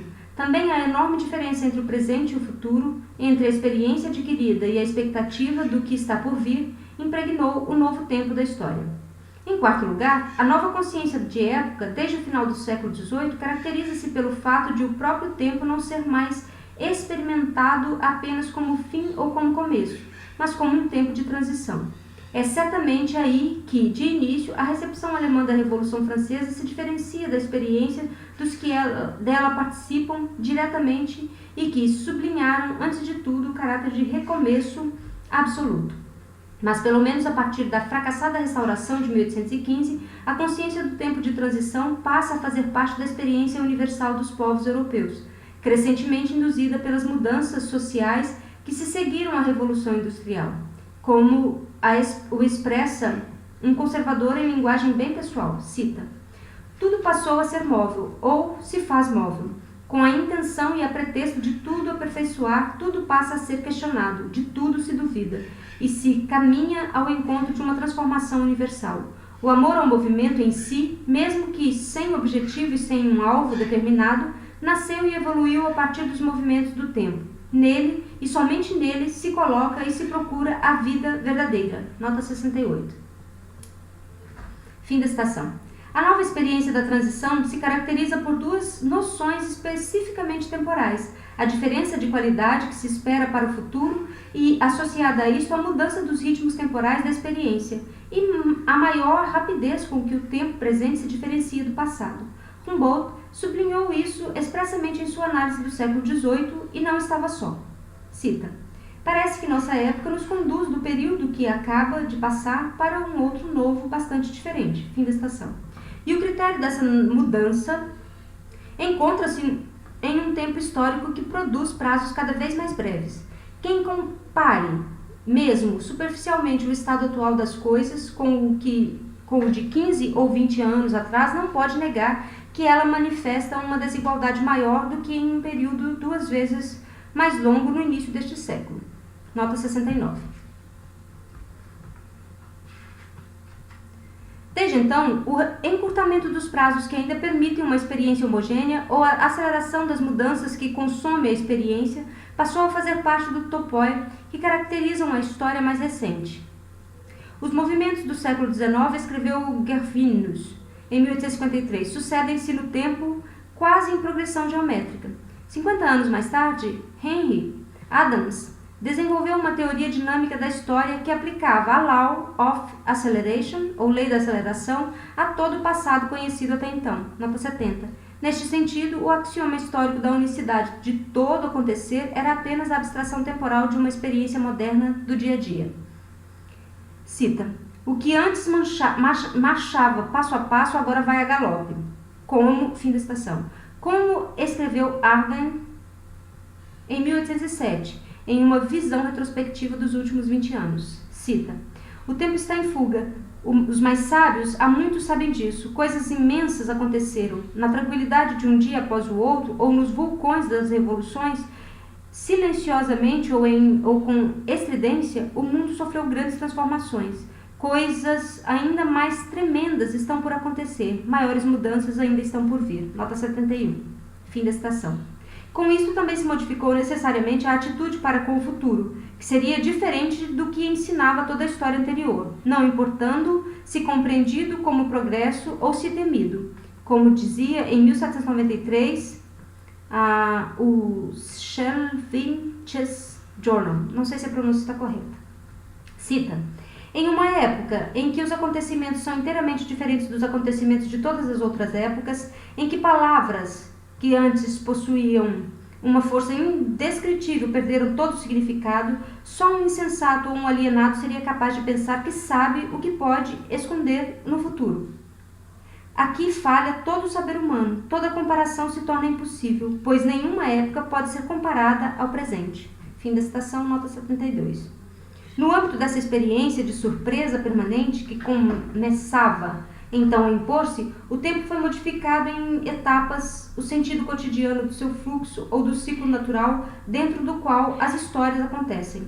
Agora, mesmo o próprio tempo podia ser interpretado como novo, pois o futuro trazia outro futuro, e isso mais depressa do que parecia possível. Por isso, Friedrich Schlegel pôde dizer em 1829, cita: jamais um tempo dependeu de maneira tão intensa e tão próxima do futuro, de modo tão exclusivo e universal como este nosso tempo. Nota 73. As dimensões temporais de passado, presente e futuro cruzavam-se agora de maneira qualitativamente diversa, de modo que o ponto de partida de todas as épocas históricas mais recentes podem realizar-se em fases sempre novas. Épocas e contemporâneos, quando bem entendidos, são uma coisa só, constatava Arendt, nota 74. Épocas e períodos, limiares e prazos do novo tempo como que coincidem no horizonte de um movimento que constantemente se supera, nota 75. Graças a essa temporalização, desaparecem a antecipação da providência e a exemplaridade das histórias antigas. O progresso e a consciência histórica temporalizam todas as histórias no processo único da história universal, sem precisar recorrer a um além. A história universal se converte em um tribunal universal, na expressão de Schiller, imediatamente acolhida e corretamente citada como evidência. A consciência do caráter único da época torna-se permanente, um critério daquilo que mais tarde foi chamado de modernidade. Em quinto lugar, constitui um paradoxo aparente que, no horizonte de um tempo de transição aceleradas, a historiografia tradicional do presente tenha se deparado com recentes dificuldades, chegando a cair em descrédito entre os historiadores profissionais. Se o distanciamento crescente no tempo aumentava as oportunidades do conhecimento do passado, a história dos eventos do dia a dia perdeu sua dignidade metodológica. A superioridade das testemunhas oculares, antes vista como incontestável, por exemplo, por Planck, em 1781, passa a ser questionada porque a história real só se manifesta depois de um certo período de tempo. Graças à crítica histórica, ela se apresenta de forma inteiramente diferente daquela que os contemporâneos conseguiram enxergar. Nota 76. Se a ênfase metodológica da pesquisa histórica se deslocou sempre mais para a compreensão de um passado cada vez mais estranho e distante, do ponto de vista social e histórico, isto era resultado da experiência revolucionária das últimas décadas do século XVIII, quando as tradições desmoronaram. Nota 77. Mas, com isso, multiplicavam-se também as dificuldades para conhecer o tempo em que se vivia, pois ele se dirigia em uma direção que parecia não poder mais ser reduzida da história anterior, ou deduzida da história anterior. O futuro transformou-se em desafio, em enigma. Não existe mais nenhum mortal que consiga avaliar os progressos do século futuro no domínio das invenções e das condições sociais. Nota 78. Essa experiência de que o tempo passado flui de forma diferente do que flui o tempo presente e o futuro tornou incerta a escrita analítica dos acontecimentos presentes. Que acontecimentos teriam importância e influência não se podia saber por meio da observação direta. O alcance filosófico e histórico das dimensões temporais, passado, presente e futuro, foi deslocado por uma temporalização que entrelaçava de maneira nova as três dimensões. Até meados do século XVIII, a história do tempo vivido pelo narrador tinha indiscutivelmente a primazia, e isso não apenas por razões políticas e didáticas, mas também metodologicamente, pois a imagem do passado empalidecia com o passar do tempo, como disse Bacon, ou como expressou-se La Pompelinière, porque a distância dos velhos tempos faz com que os que chegam muito tempo depois percam o conhecimento da verdade. Nota 79. Esta premissa, oriunda da experiência diária, era válida ainda para Pufendorf, Gudlin ou Lessing. Também a historiografia contemporânea escondia, é certo, suas ciladas. Tinha-se consciência dos riscos que ultrapassavam ou que resultavam das pressões políticas ou morais logo que se passava a ocupar com a história do seu próprio tempo. Qualquer um que escreva uma história moderna deve seguir a verdade bem de perto, do contrário pode prejudicar-se. Como teve que reconhecer Halley na prisão, nota 80. As objeções contra uma história do tempo que estava sendo vivido surgiram no final do século XVIII, porém não tanto por causa da situação política dos historiadores ou da censura, mas como resultado de uma nova experiência da realidade histórica, o que equivale a dizer de sua estruturação temporal. A Constituição da Europa nos últimos 3 séculos mudou muito, escreveu Bush em 1775, para que as histórias recentes possam ser reproduzidas pelo que acontece com os estados e com as pessoas atuantes. Todos os litígios mundiais possíveis penetram nos estados. Os laços econômicos chegam ao ultramar, de maneira que não se pode mais compreender os acontecimentos a não ser em suas conexões históricas mundiais. Nota 88. A exigência de uma nova história universal, que desde meados do século tornou-se cada vez mais gritante, dá testemunho da profunda mudança da experiência que pode ser deduzida da interdependência global. Com particular clareza, durante a Guerra dos 7 Anos, só que agora os fatores que influenciam no jogo dos acontecimentos subtraíam-se à experiência individual direta. Os conjuntos de fenômenos universais que não podiam mais ser escritos em anais, eles exigiam maior capacidade de abstração do historiador para compensar a experiência direta perdida. Por isso a escola de Göttingen passou a exigir que a história fosse escrita como sistema e não como agregado. Por isso também as teorias e filosofias da história passaram a brotar do chão como cogumelos. Tinham a missão de fornecer as categorias adequadas para ultrapassar a limitada experiência diária como rumo ao seu contexto universal. As componentes espaciais acrescentaram-se às temporais, sobretudo a partir da Revolução Francesa, que na esteira da experiência da aceleração fez com que se tornasse cada vez mais difícil escrever a história do tempo que estava sendo vivido. Os obstáculos se acumulavam.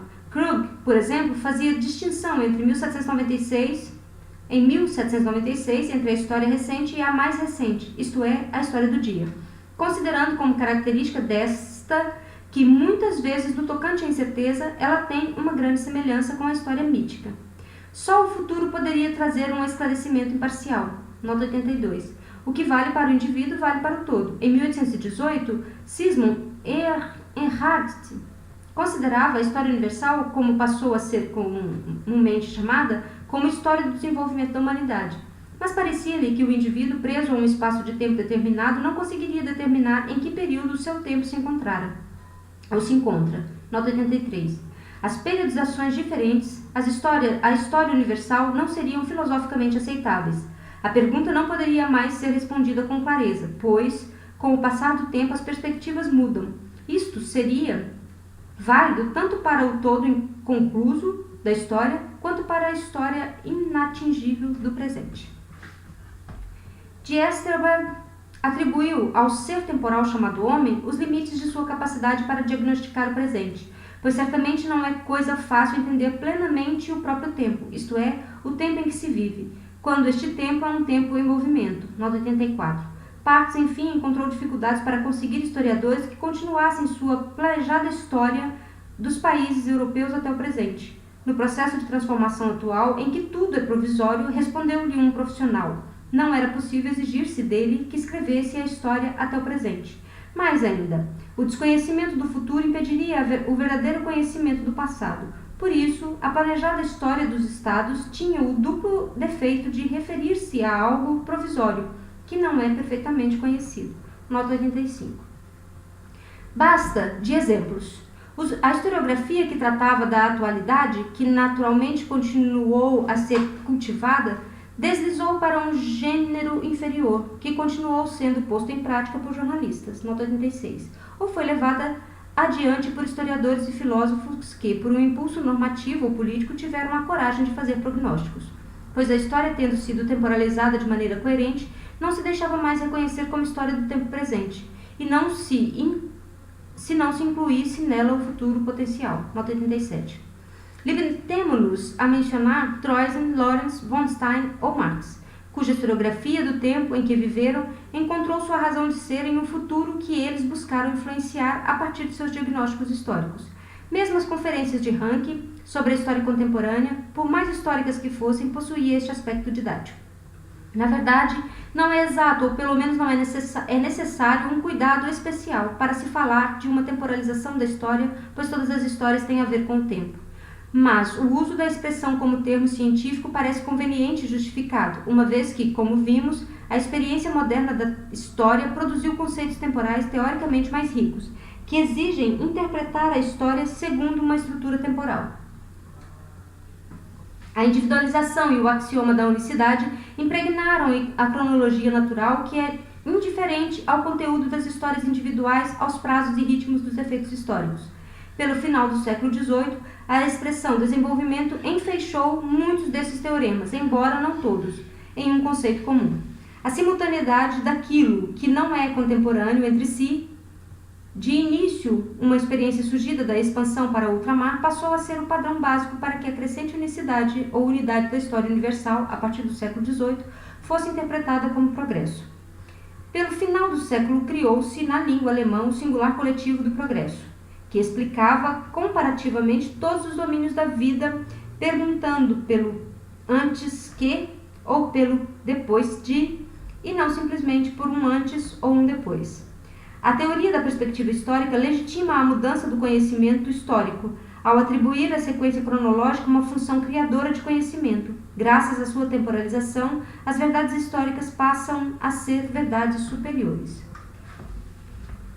Por último, abre-se o fosso entre a experiência anterior e a expectativa do que há de vir. Cresce a diferença entre passado e futuro, de modo que a época que se vive é experimentada como um tempo de ruptura e de transição, em que continuamente aparecem coisas novas e inesperadas. A novidade aumenta na esfera de significado do tempo, e mais ainda porque, já antes de surgir a técnica, vou ler novamente. Por último, abre-se o fosso entre a experiência anterior e a expectativa do que há de vir. Cresce a diferença entre passado e futuro, de modo que a época que se vive é experimentada como um tempo de ruptura e de transição, em que continuamente aparecem coisas novas e inesperadas. A novidade aumenta na esfera do significado do tempo, e mais ainda porque, já antes de surgir a técnica da comunicação e da informação, a aceleração havia se tornado uma experiência básica do tempo. Com isto, no terreno político-social, também o retardamento passou a ser uma noção histórica-chave, tanto de conservadores para deter a aceleração, quanto de progressistas para a estimular.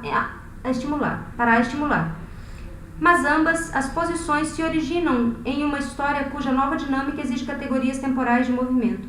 Desde o final do século XVIII, desde que lhe foi dado um nome ou atribuído um sentido, os conceitos da filosofia histórica e da ciência iluminista, inicialmente conceitos teóricos, integraram-se ao arsenal legitimador de todos os grupos políticos e sociais. A história em si, que deveria ser criada ou pela qual deveríamos nos sentir responsáveis, o desenvolvimento que se deve seguir, o progresso que deve ser impulsionado ou freado, o dever ou mesmo a necessidade de se ter uma posição, de se tornar partido para se poder atuar politicamente. E por último, e em consequência disso, conforme a posição no espectro dos dois possíveis projetos do futuro, a tarefa de impulsionar ou ultrapassar outras posições de grupos, estamentos, classes, nações, ciências e conhecimentos. Os conceitos fundamentais elaborados teoricamente passaram a fazer parte do reservatório das palavras de ordem formadoras de opinião e legitimadoras dos partidos, de todos os partidos. É o que mostra, por último, o uso excessivo que a partir de mais ou menos 1800 se passou a fazer da palavra tempo, para em meio ao turbilhão social e político se chegar ao entendimento ou ao poder ou a ambas as coisas. Para a época, entre 1770 e 1830, que pela primeira vez conheceu-se ou reconheceu-se como tempo contemporâneo, a enciclopédia Green registra mais de 100 expressões novas, palavras compostas que quase sempre qualificam o tempo historicamente. A palavra tempo, para mencionar apenas alguns exemplos, foi associada a outras palavras. Nota do tradutor. Koselleck se apoia aqui na característica da língua alemã que forma palavras compostas cujo significado frequentemente difere das palavras simples originais. Usadas na composição, a tradução para o português não pode manter as palavras compostas, formando expressões como as já citadas. Intuição temporal, perspectiva temporal, tarefa do tempo, emprego de tempo, permanência e necessidade de tempo, movimento temporal, caráter temporal, duração, desenvolvimento, época, exigência temporal, realização temporal, fenômeno temporal, plenitude, marcha do tempo, sentido do tempo, espírito do tempo, sempre do tempo. Com o espírito do tempo. Seguramente a expressão mais amplamente difundida e esconjurada, encerramos esta série de exemplos. As novas expressões também podem ser atribuídas a gerações particularmente criativas na linguagem, como a de tempestade e ímpeto, passando pela era clássica e romântica e chegando à jovem Alemanha. Todas elas indicam uma experiência profundamente modificada. As expressões procuram qualificar o tempo a fim de diagnosticar e dirigir um movimento social e político que envolvera todas as camadas da sociedade. Evidentemente, as expressões e provérbios envolvendo experiências temporais possuem uma antiga e meritória tradição, mas faltava antes a referência à história, no sentido moderno. Astros, natureza, situações de vida e profissão, destino ou acaso, constituíam com maior frequência o contexto que devia ser compreendido a partir do tempo ou para apoderar-se do tempo. Na época barroca dos estamentos, o dicionário de Zedler mostra também os inúmeros significados jurídicos inerentes aos conceitos compostos com o tempo, os prazos, os intervalos e durações, sem, no entanto, chegar ao conhecimento de duas possibilidades históricas. E o outro, dentro do centro de gravidade da tradição, se encontra na inesgotabilidade de todas as doutrinas da teologia moral que falam do tempo como síntese de nossa condição efêmera e da incerteza de nosso descontínuo corruptível. Nota 89. Não que mais tarde essas doutrinas tenham desaparecido. Seu contínuo emprego ou seus novos significados metafóricos na era industrial e técnica guardam uma perspectiva ou uma pesquisa, mas elas perderam ou perdem terreno a julgar pela cristalização histórica que por volta de 1800 fez surgirem novas alusões e significados em diferentes direções. A experiência fundamental do movimento da mudança em direção a um futuro aberto foi compartilhada por todos, só tendo ocorrido disputa sobre o ritmo e sobre a direção a seguir. Esta disputa de início, restrita apenas aos que tinham poder de decisão política, se ampliou como consequência das subversões sociais, terminando por provocar a decisão de cada um com a formação de partidos. Desde então, o tempo histórico passou a exercer uma coerção a qual ninguém podia escapar. Depende unicamente de nós, escreveu Butler em 1834. Dominar o tempo ou então revertê-lo contra nós por omitirmos a evolução que ele exige ou ainda por deixarmos de fazer a reforma para recuperar essa evolução. Nota 90.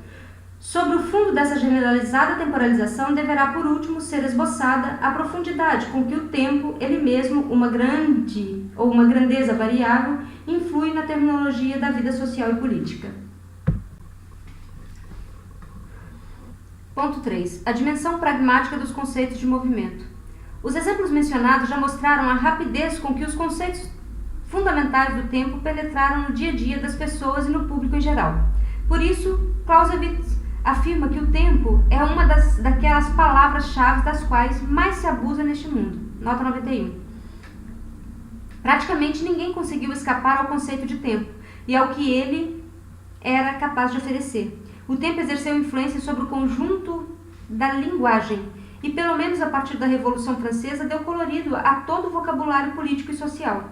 Desde então, quase não existe um conceito central da teoria política ou dos programas sociais que não tenha um coeficiente de variação temporal, sem o qual nada mais pode ser reconhecido, nada pode ser pensado ou argumentado, e sem o qual a força dos conceitos ficaria perdida. O tempo passou a ser um título de legitimação utilizável para todos os fins. Os títulos particulares de legitimação já não seriam possíveis sem uma perspectiva temporal. Inicialmente, se poderia citar a longa série de conceitos terminados em ismo, que superestimam a perspectiva da orientação histórica para o futuro, para aliados a ele justificar a si mesmos. Kant foi certamente o primeiro a relacionar ao seu projeto ideal de uma república o conceito de republicanismo. Até mesmo os estados monárquicos, como a Prússia de Frederico II, com uma política esclarecida, podiam participar do republicanismo, pois esse republicanismo extraía da Constituição vigente o que existia de desejável para o futuro, indicando a direção para criar uma Constituição com divisão de poderes, a fim de tornar desnecessário o despotismo tanto monárquico quanto democrático. Nota 92. O jovem Friedrich Schlegel, pouco depois, substituiu o republicanismo pelo democratismo, ao mesmo tempo que admitia que a meta da verdadeira democracia, de por fim a toda dependência e dominação, só podia ser realizada por uma aproximação infinitamente progressiva. Nota 93. Dessa forma, conceitos tradicionais de Constituição, como república ou democracia, foram enriquecidos histórica e filosoficamente, tornando-se indispensáveis no dia a dia da política. Logo se viu o liberalismo penetrar no campo das alternativas temporais, que dividiam toda a vida política e social, conforme estivesse ligada ao passado e ao futuro. Cita: o Partido Liberal é aquele que determina o caráter político do tempo moderno, enquanto o chamado Partido Servil ainda atua essencialmente nos espíritos da Idade Média. Por isso, o liberalismo avança no mesmo ritmo que o próprio tempo, ou encontra obstáculos na medida em que o passado continua atuante no presente. Nota 94. Fim da citação. Vieram a seguir o socialismo e o comunismo, querendo reivindicar para si a gênese do futuro. Cita: o comunismo não é para nós um ideal ao qual a realidade deva ajustar-se. Chamamos de comunismo o movimento real que supera a situação atual. As condições desse movimento resultam da situação que existe. Nota 95, fim da citação. A temporalização, portanto, não apenas transformou velhos conceitos políticos, como ajudou também a criar novos, todos encontrando seu denominador temporal comum no sufixo ismo. O que eles possuem em comum é basearem-se apenas parcialmente na experiência. A expectativa que depositam no tempo que está por vir está em proporção inversa à expectativa que lhes falta. Trata-se de conceitos de compensação temporal. A fase de transição entre passado e futuro continua a ser escrita como um caleidoscópio para cada conceito novo. Os conceitos antônimos que os acompanham, como aristocratismo, monarquismo, conservadorismo ou servilismo, abandonam fundamentalmente ao passado os comportamentos ou os elementos políticos a que se referem, juntamente com os seus representantes. Os próprios conservadores, só mais tarde, em meados do século XIX, e só a contragosto, passaram a aceitar a denominação de conservadorismo. Durante décadas evitaram a associação com o ismo, a fim de escapar do constrangimento temporal e da pressão para o movimento. Nota 96. Ao lado dos neologismos, existem numerosos conceitos que, apesar de manterem o mesmo termo, modificam seu significado temporal. Mesmo já contendo anteriormente certas referências temporais, eles são tragados pela temporalização. Assim, o conceito de revolução perde suas antigas conotações, o retorno regular em uma série de formas de governo, ou os momentos de irrupção de uma época. Depois de a Revolução Francesa se haver propagado em vagas sucessivas, e da industrialização e do domínio social terem sido incluídos no conceito de revolução, o espectro temporal da antiga expressão se modifica. O conceito é inteiramente temporalizado, de modo que Jacob Burckhardt pode definir a Revolução Francesa como o primeiro período de nossa atual era revolucionária. Desde o início do século XIX, seguindo o percurso da crise, a Revolução designa cada vez mais o processo contínuo de uma mudança permanente que se acelerou impulsionado pela Guerra Civil ou por outras guerras. Nota 97. Da mesma forma, a emancipação perde seu antigo significado como ato de maioridade ligado a gerações, porém pontual. A instituição jurídica também desaparece na perspectiva temporal dos processos irreversíveis, que graças à história deveria levar a uma autodeterminação cada vez maior de todos os homens. Cita: a ampliação do conceito de forma alguma é casual ou arbitrária, mas está necessariamente fundamentada na essência da humanidade e na marcha de seu desenvolvimento. A emancipação transformou-se no mais importante de todos os conceitos, mas, sobretudo, no centro de todas as questões de Estado do nosso tempo. Nota 98. Fim da citação. O conceito correspondente de ditadura, também proveniente da linguagem jurídica romana, realiza uma adaptação semelhante ao processo histórico. Desde Napoleão, o que caracteriza a ditadura não é mais a sua limitação jurídica, o tempo para restaurar a velha ordem. É, antes de tudo, o trabalho histórico de transformação da realidade, seja a ditadura do proletariado, seja a ditadura contida no conceito de movimento associado ao cesarismo ou ao bonapartismo. Essa forma de ditadura, como por exemplo a de Napoleão III, já não foi entendida por Constantin Prantz como excepcional, como uma outra república, mas como de princípio por corresponder a uma situação que jamais havia existido. Nota 99. Da ditadura antes entendida como limitada, no tempo surge uma ditadura soberana, que se legitima a partir do tempo histórico. Nota 100. A singularidade da nova situação se comprova em que também o conceito de ditadura, assim como de revolução e de emancipação, ultrapassou o âmbito político-jurídico e expandiu-se para o social. Já em Napoleão I, como disse Lawrence von Stein, tratava-se de uma ditadura social, porque reagia a transformações, a um tempo turbulento e prolongadas da sociedade civil. Esta ditadura não é uma instituição, mas sim uma consequência histórica. Ao ser instituída, não é uma ditadura, precisa produzir-se a si mesma, como acrescentou Lawrence von Stein, referindo-se à situação de 1848, nota 101. Assim também a ditadura penetrou nas determinações temporais reflexivas que, partindo do tempo em si, ativo, e da história em si, e passando pelo progresso e pelo desenvolvimento, incluíram numerosos outros conceitos. A ditadura que se engendra a si própria também apresenta logo sua legitimação histórica. Nessa expressão está condensada a dimensão político-pragmática do conceito, que a ditadura compartilha com os mencionados ismos, com a revolução ou a emancipação. Os conceitos visam a um processo temporalmente irreversível, que impõe ao agente a responsabilidade ao mesmo tempo que dela o libera, pois a autogeração está incluída no futuro, a que se quer chegar. Com isto, os conceitos adquirem sua força impulsiva diacrônica, de que se nutrem tanto os que falam quanto os seus interlocutores.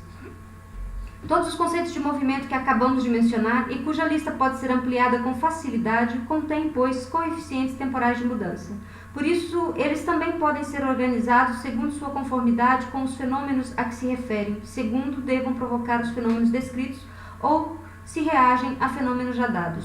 Em outras palavras, as três dimensões temporais podem entrar no conceito em doses totalmente diferentes, mais voltadas para o presente, mais voltadas para o futuro ou mais para o passado. Os próprios conceitos, assim como situações históricas que abrangem, possuem, pois, uma estrutura temporal interna. Ela nos remete, finalmente, a dois resultados estritamente ou estreitamente relacionados, que caracterizam de maneira especial a nossa modernidade. Ocupemo-nos com eles para concluir. Os conceitos políticos e sociais tornam-se instrumentos de controle, de movimento histórico. São não apenas indicadores, mas também fatores de todas as mudanças que se estendem à sociedade civil a partir do século XVIII. Só no horizonte da temporalização se torna possível que os adversários políticos se ideologizem mutuamente. Com isso, a forma funcional da linguagem em sociopolítica se modifica. Desde então, a ideologização dos adversários passa a fazer parte do controle político da linguagem. Primeiramente, o espaço linguístico da pré-modernidade era um espaço estratificado.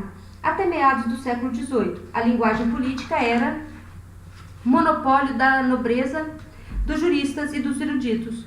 Os espaços de experiência e as ações praticadas permanecem específicos dos estamentos e relativamente fechados. Elas se completavam mutuamente e a permeabilidade dos estamentos não suprimiu seus limites. No mundo dos estamentos ainda existiam camadas de linguagem complementares. Isto se modificou quando a estratificação estamental se decompôs. Já Adelung teve ocasião de registrar na linguagem do grande mundo, das ciências e das artes, uma mudança rápida, ou mais rápida do que no dialeto do homem comum, que se teria conservado por milênios sem mudança notável. Nota 102. Mesmo sem nos interrogarmos se a comparação é concreta, Adelung emprega aqui o novo coeficiente de mudança temporal para classificar a estratificação das linguagens estamentais. Logo, porém, os limites se deslocaram. O círculo dos adoradores e dos ouvintes que aprenderam a servir-se da terminologia política, sobretudo de seu slogan, ampliou-se visivelmente. Nota 103. O espaço de comunicação linguística da nobreza e dos eruditos, amplamente dominado pela primeira, estendeu-se para a camada burguesa instruída. Na década anterior à Revolução de Março de 1848, cada vez mais pessoas das camadas inferiores foram sendo agregadas pessoas a quem se falava politicamente e que aprenderam a expressar-se politicamente. Produziu-se na França revolucionária, isso foi muito rápido, uma batalha em torno dos conceitos. O controle da linguagem se tornou tanto mais urgente quanto maior o número de pessoas que precisavam ser atingidas. Com esse desafio, ao controle da linguagem, portanto, também ao controle da consciência e do comportamento, modificou-se a estrutura temporal interna dos conceitos. Enquanto os conceitos anteriores se caracterizavam por reunirem em uma expressão toda a experiência acumulada até então, agora se inverte a relação entre conceito e o que é conceituado. É típico da moderna terminologia política o fato de ela conter numerosos conceitos que, tomados ao pé da letra, são antecipações. Baseiam-se na experiência da perda da experiência e por isso não podem deixar de despertar novas expectativas. É mais por razões morais, econômicas, técnicas ou políticas esses conceitos e mais. Por razões morais, econômicas, técnicas ou políticas, esses conceitos exigem fins que abrigam desejos maiores do que até então a história pudera satisfazer. Esta situação semântica que pode ser mostrada constantemente corresponde aos efeitos da Revolução Francesa e da Revolução Industrial, para reorganizar a sociedade que deixara para trás a hierarquia das ordens, para organizá-la de novo em comunidade ou comunidades e empresas, em associações, grupos, partidos e organizações. Era preciso recorrer à antecipação do futuro. O alcance político e social de tais antecipações se manifesta em que elas têm de apontar para mais além do que era empiricamente realizável e além do que podia prever. Precisamente o imperativo de buscar organizações novas, esta expressão... Vou ler novamente. O alcance político e social de tais antecipações se manifesta em que elas têm de apontar para mais além do que era empiricamente realizável e além do que se podia prever. Precisamente o imperativo de buscar organizações novas. Esta expressão é um conceito surgido ele próprio da nova situação. Estimulava a formação de conceitos voltados para direcionar e cujos fins exigiam uma perspectiva temporal de futuro. A temporalização, que de início se inscrevia na teoria histórica, a partir de então penetrou fundo na vida cotidiana. Em segundo lugar, só nessa situação a arte da crítica ideológica pode desenvolver-se de maneira específica. Teorias, conceitos e atitudes, programas ou formas de comportamento que em nossa modernidade são classificados como ideológicos se diferenciam claramente das manifestações consideradas como erro, mentira ou preconceito. Mentiras podem ser descobertas, erros esclarecidos, preconceitos eliminados. A refutação do adversário se realiza por meio de critérios cuja aceitação se pode supor e que se esperam também do interlocutor. Mesmo a redução psicossociológica dos modos de comportamento, das formas de pensar e de expressar realizada pelos grandes moralistas, se movimenta sobre um terreno movediço, em que o desmascarador não se distancia muito do desmascarado. Dotado da faculdade de compreender, ele compartilha a compreensão da miséria. A crítica ideológica procede de maneira distinta. Ela se distancia da miséria que pretende desmascarar. Seu pressuposto condicionado pelo tempo é, antes de tudo, o crescente grau de generalidade dos conceitos, sem o qual a experiência moderna não pode ser dominada. A perda das relações visíveis entre dominação e fato social ou político, evocada antes pela moderna historiografia universal, é cada vez mais característica do nosso cotidiano. Sobretudo, as condições técnico-industriais da experiência cotidiana se subtraem a essa experiência. Por isso, aumenta o grau de abstração de muitos conceitos, pois só assim a crescente complexidade das estruturas econômicas e técnicas sociais e políticas pode ser captada. Isso provoca consequências semânticas na prática da linguagem. Quanto mais gerais os conceitos, mais partidos devem servir-se deles. São transformados em slogans. Considerada como privilégio, a liberdade pertence àquele que a possui, mas sobre a liberdade em geral qualquer um pode apoiar-se. Surge assim um litígio em torno da verdadeira interpretação política. E mais, ainda, em torno do correto emprego dos conceitos. A expressão democracia transformou-se em conceito universal de organização, que todas as correntes reivindicam para si de diferentes maneiras. Os mesmos conceitos podem ser assumidos de diferentes perspectivas. Como conceitos universais, requerem uma atribuição de sentido independentemente das experiências concretas ou das expectativas que penetram neles. Nasce, assim, uma disputa pela interpretação política autêntica pelas técnicas de exclusão destinadas a impedir que os adversários utilizem a mesma palavra para dizer ou querer dizer coisa diferente do que se quer. Nessa situação, a temporalização mostra sua face oculta, oferecendo subterfúgios. A crítica ideológica, como arma linguística, provém do arsenal do historicismo. Baseia-se em uma espécie de historização elementar, em que, com a ajuda de conceitos de movimento, até mesmo o presente é desdobrado, pois a crítica ideológica sagrada não só, mas de preferência, vou ler novamente. Baseia-se em uma espécie de historização elementar, em que, com a ajuda de conceitos de movimento, até mesmo o presente é desdobrado, pois a crítica ideológica agrada, não só, mas de preferência, distribuir no decurso do tempo o ônus da prova do discurso político. É exatamente sobre esse modelo do antes que ou do depois de, e sobretudo do cedo demais ou do tarde demais, que podem ser explicadas ideologicamente atitudes de consciência, e isto diferentemente de outros processos de discussão. Mesmo que alguém argumente de uma forma racionalmente consistente, é possível atribuir-lhe uma falsa consciência do assunto de que está falando ou testemunhando. Subjetivamente, ele pode não estar nem mentindo nem enganando. Pode mesmo refletir sobre seus preconceitos e, não obstante, sua compreensão ou seus conceitos podem ser relativizados pela classificação temporal e, com isso, ideologizados. Uma crítica ideológica que procede assim argumenta com conceitos de movimento, cuja prova só pode ser apresentada no futuro. O adversário cai em um dilema argumentativo. A escala histórica do tempo com que ele é medido é uma escala móvel. Por um lado, declara-se que sua posição atual é historicamente condicionada, de modo que ele não pode a ela escapar, nem ultrapassá-la. Por outro, a mesma posição pode se inscrever no futuro como utópica, de modo que não seja realizável, ou então no passado presente, de modo que de fato já está superada, atrasada, vencida. De certa forma, estamos tratando como formas vazias das dimensões temporais, que podem ser preenchidas como se achar melhor. Quando critérios futuros do desejável são incluídos no julgamento, as classificações da crítica ideológica não podem mais ser refutadas empiricamente. Remetem a um futuro que só foi descoberto pela modernidade, sem que tenha sido alcançado. A determinação da modernidade como tempo de transição, desde que foi descoberta, não perdeu a evidência de seu caráter de época. Um critério infalível dessa modernidade são seus conceitos de movimento, como indicadores da mudança social e política e como elementos linguísticos de formação da consciência, da crítica ideológica e da determinação do comportamento. Tradução de Carlos Almeida Pereira.